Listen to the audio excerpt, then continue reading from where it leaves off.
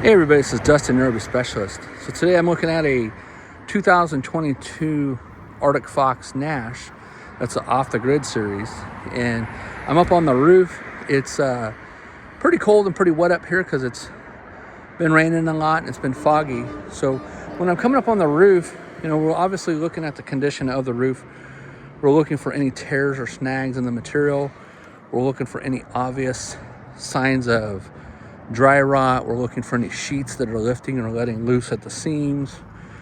We're looking for any trusses that look like they're sunken in or been crushed for some reason or stomped on too hard or bowing because of the weight of the AC.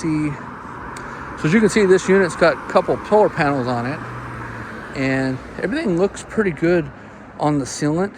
There's some areas that look thin, as you can see around like the wine guard, the edges.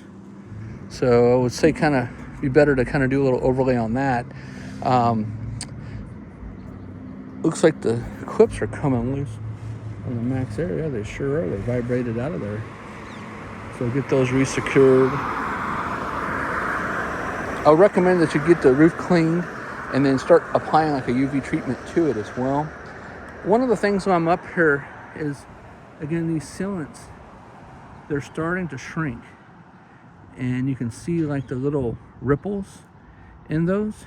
That's where they're expanding and contracting, but they've lost the oils in them, so they've dried out, causing it to, you can see where it let loose right there, causing them to dry out, crack. So they're eventually going to crack more and separate. Another thing that I'm always looking at too is the corners. And then you see that insert molding right there? Well, a lot of times I like to take sealant and put sealant in between that area to protect it, keep water from, keep it basically from acting like a cup. So as you can see, when it's up and it'll basically allow water to trap into it, then it can run all the way down. So usually we'll take it, if we check out some of our other videos, you'll check and see that.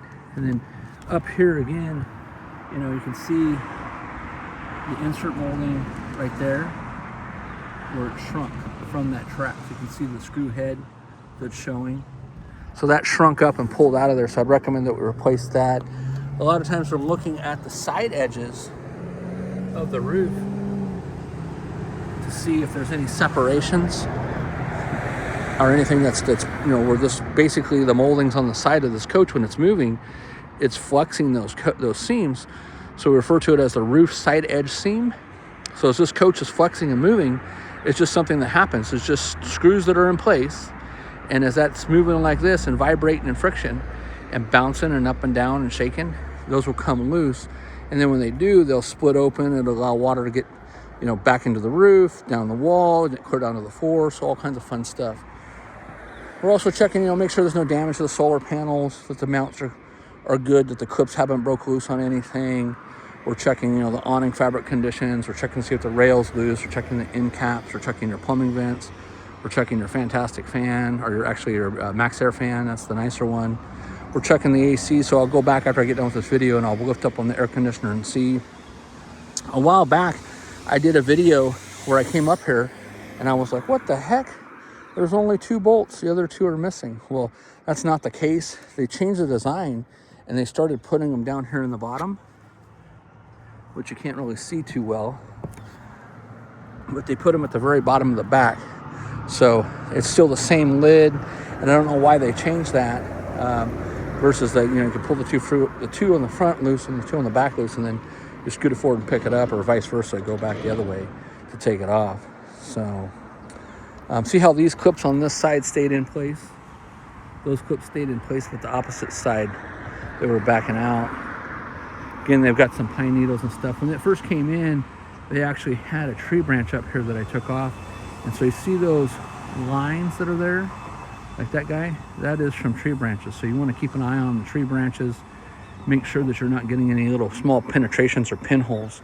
You can see that tree branch line continued on right there. So you always want to keep a close eye on those as time goes, because, and here's another one here too. Because if that made like little baby nicks, sometimes it's unseen by the eye. I want you to think of it as like it's going to be a needle going through a t-shirt, right? It still penetrated it, but you're not going to see it.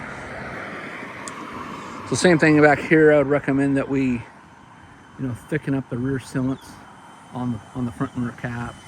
So we change the insert moldings on the side. Same thing with the sealant on the skylight.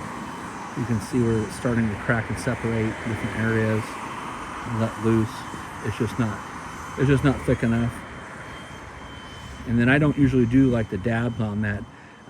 Sometimes it's, you know, we call that like the quarter technique or whatever, where they'll just dab it and run a little thin bead. Then you'll see what I call in other videos, I call it camel humping, where they'll go around it, you know, like humps on a camel. I typically like to go and take and run when I'm doing this. I'll run a solid bead here and then a solid bead out here, and then I go back like a welding pattern, or you could do like a zigzag side to side, whatever you want to call it, but that typically seems to last the best. That's how I've been doing it for the past 26 years, and it's always been worked out good for me and my customers that I help. Now this thing's got a rear refrigerator.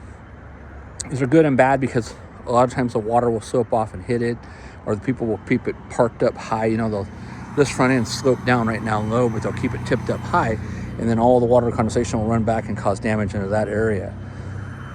So overall, the roof looks in good shape. I don't see any like damages or tears, other than I would reseal the front molding. I would come up here and, you know, the guys would come up and do a much thorough check out when they get up here to do it if the customer approves it. We'll pull the cover off, resecure that, clean it, you know, make sure nothing needs to be thickened up underneath there. Same thing around this vent. Everything looks so far pretty good. And it's a little bit thin in some areas, but we'd have to operate the fan to lift it up. This is one that's got a built-in cover on it versus that has a cover added to it. And then, of course, like I said, seal the rear molding, seal around the skylight, get all the debris and stuff out of the awnings. You know, there's a lot of stuff that's caked in there, as you can see. So other than that, everything looks pretty good. I'm going to get down, and hopefully you enjoyed these other videos that I did on this unit. Stay tuned for more. And this is Dustin, RV Specialist. And I know I'm not going into too much details yet, but we're going to start.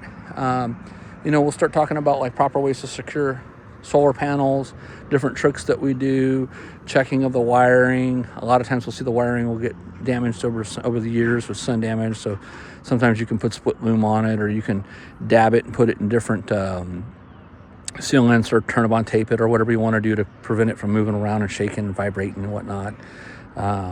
So, all right. Well, hey, stay tuned for more. This is Dustin, RV Specialist. We'll talk to you soon. Have a great day.